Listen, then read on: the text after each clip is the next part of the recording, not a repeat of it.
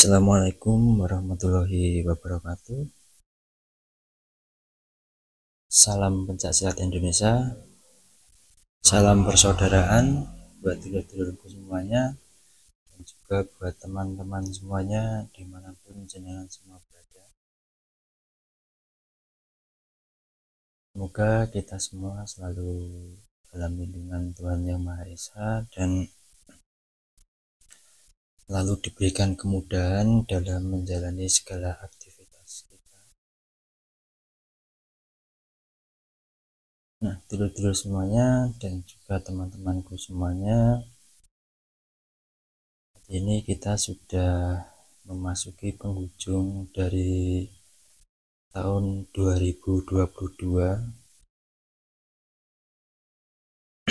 dan tentunya selama tahun 2022 ini banyak sekali peristiwa-peristiwa yang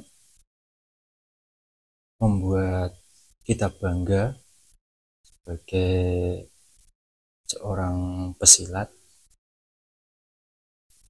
Tapi ada juga peristiwa-peristiwa yang tentunya ya kurang baik lah, atau peristiwa-peristiwa yang seharusnya tidak terjadi dan dapat merusak atau mencoreng dari nama organisasi atau perguruan yang kita ikuti, ataupun mencoreng nama pencaksilat itu sendiri ya.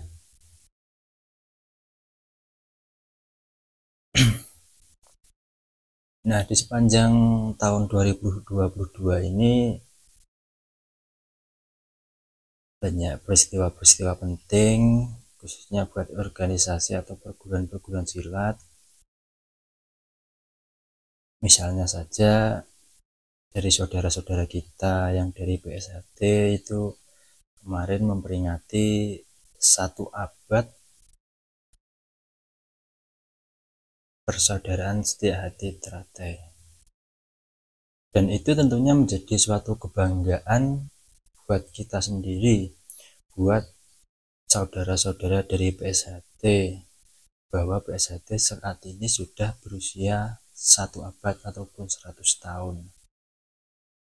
Dan ada juga dari saudara-saudara PSHW itu kemarin banyak melakukan acara-acara yang tentunya alhamdulillah dapat berjalan dengan sukses. Misalnya saja kemarin itu haul dari Ki Ngabehi Surodiwaluyo dan juga haul dari Bapak Raden Mas Jimbat Hendro Suwarno, dan juga memperingati Hari Sumpah Pemuda. Itu banyak diadakan di beberapa daerah ya, contohnya saja di Ponorogo, di Ngawi, dan alhamdulillah semuanya berjalan lancar, dan tentunya itu menjadikan suatu kebanggaan tersendiri buat kita sebagai asuhan dari persaudaraan setia hati Winongo Tunas Muda Madiun. Tapi selain itu semua, tentunya ada peristiwa-peristiwa yang seharusnya itu tidak terjadi, dan ya tidak bagus lah, tidak baik, apalagi kita sebagai seorang pesilat. Misalnya saja kemarin itu adanya bentrok di Madiun, dan juga adanya pengerusakan tugu pencaksilat, dan yang lebih miris lagi tentunya adanya siswa yang belajar pencaksilat dan sampai meregang nyawa. Tentunya itu menjadi perhatian khusus buat kita dan harus kita evaluasi kekurangan-kekurangan yang tentunya akan merugikan kita sendiri dan juga merugikan perguruan atau organisasi yang kita ikuti. Suatu misal terjadinya suatu bentrokan, dan di sepanjang tahun 2022 ini tidak hanya di satu tempat ya terjadinya bentrokan, bahkan di beberapa tempat itu ada banyak sekali bentrokan-bentrokan yang seharusnya itu tidak terjadi. Tapi ya mau bagaimana lagi, menurut saya itu kurangnya sumber daya manusia atau kurangnya pemahaman tentang arti dari sebuah persaudaraan.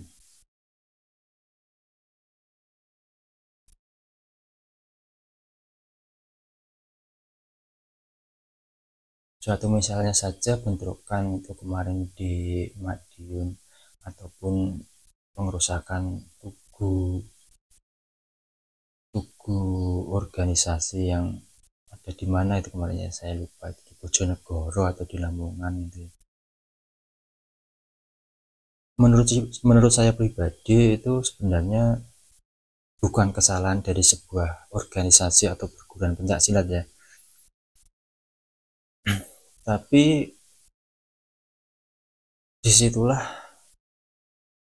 yang harusnya menjadi perhatian kita, apalagi kita sebagai saudara-saudara tua, sebagai seorang, mungkin sebagai orang yang dianggap lebih tua, lebih tahu, yang mengajarkan ilmu-ilmu persaudaraan atau ilmu-ilmu pencak silat itu sendiri. Karena sepanjang yang saya amati itu bahwa dalam memahami sebuah persaudaraan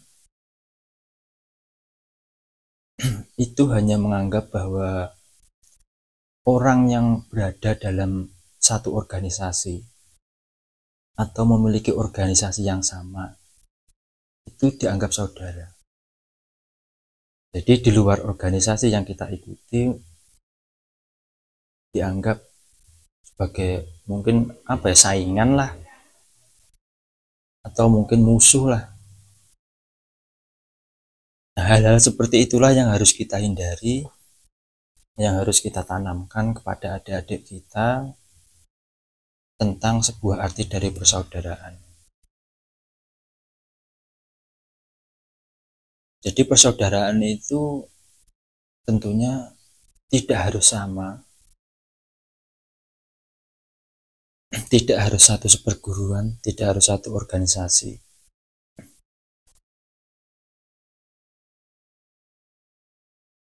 Karena dari awalnya bahwa pencak silat itu didirikan untuk membangun jiwa seseorang itu menjadi lebih dewasa, berpikir lebih maju dalam segala hal.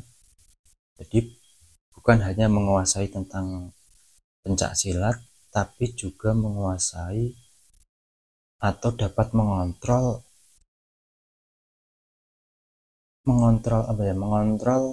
emosi yang ada dalam diri kita. Jadilah marilah kita anggap semua organisasi itu sama, bahwa kita harus merangkul semua organisasi. Jadi jangan hanya menganggap bahwa yang kita jadikan saudara itu hanya orang yang memiliki atau berada dalam satu naungan organisasi dengan kita. Tapi marilah kita ajarkan kepada adik-adik kita bahwa apapun organisasi yang mereka ikuti, entah dari apapun itu kita anggap saudara. Dan kita harus merasa saling, dalam artian saling menjaga, saling mengawasi, saling mengingatkan terhadap saudara-saudara kita yang lain agar selalu menjaga rasa persaudaraan, entah dengan siapapun, entah dengan organisasi manapun. Walaupun kita beda organisasi, tapi kita tetap saudara. Jadi pada intinya bahwa marilah kita jadikan sebuah pelajaran apa yang pernah terjadi kemarin-kemarin, dan kalau bisa dan sebisa mungkin jangan sampai terulang. Karena selain merugikan diri kita sendiri, tentunya dapat merugikan perguruan atau organisasi yang kita ikuti.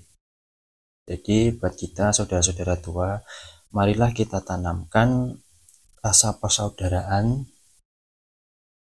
yang sekuat-kuatnya kepada adik-adik kita, bahwa apapun organisasinya itu tetap saudara. Jadi yang namanya saudara itu tidak harus satu organisasi atau satu perguruan. Jadi walaupun kita itu lain perguruan, tapi kita tetap saudara. Itulah teman-teman semuanya, sedikit video dari saya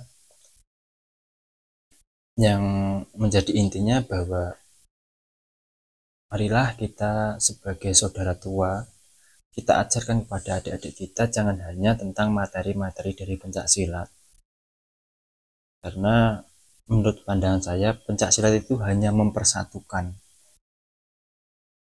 Tapi yang lebih penting itu adalah mengajarkan tentang rasa persaudaraan yang sebesar-besarnya kepada adik-adik kita. Dan marilah kita tanamkan rasa persaudaraan itu tidak hanya dalam satu kalangan organisasi yang kita ikuti, tapi marilah kita jadikan persaudaraan ini sebagai pengikat antar organisasi atau antar perguruan. Jadi apapun perguruan yang kita ikuti, kita tetap saudara. Baiklah teman-teman semuanya, dan dulur-dulurku semuanya dimanapun jenengan semua berada, itulah sedikit video dari saya, dan semoga video ini bermanfaat buat diri saya pribadi dan juga buat dulur-dulurku semuanya dimanapun jenengan semua berada. Dan sebelum saya tutup, saya ucapkan terima kasih buat teman-teman semuanya dan buat dulur-dulur semuanya yang sudah berkenan untuk mendukung channel saya. Dan marilah kita jadikan ini semua sebagai pelajaran buat kita semuanya. Sekian dulu. Assalamualaikum warahmatullahi wabarakatuh.